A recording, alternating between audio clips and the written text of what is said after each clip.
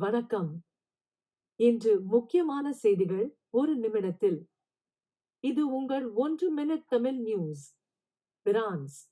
இன்று பிரான்சில் ரசப்ளிமெண்ட் நேஷனல் கட்சியின் தலைமையகத்தில் போலீஸ் சோதனை நடத்தியது. 2022-2024 தேர்தல் நிதிநிலையில் சட்டவிரோத பணப்புழக்கம் என்று சந்தேகம்.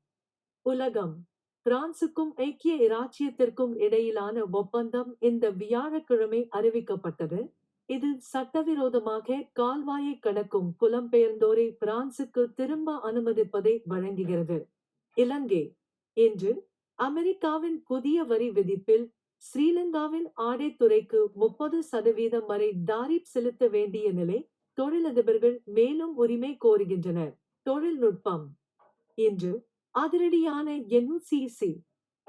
பிரான்ஸ் டிஜிசிசிஆர்எஃப் இல் ஆன்லைன் விளம்பரங்களில் அதன் அதிகாரத்தன்மை தகர்க்கப்படுமா என ஆராய்ச்சி பிறப்பித்துள்ளது. நாளை சந்திப்போம். 1 மினிட் தமிழ் நியூஸ் பின்தொடருங்கள். நன்றி.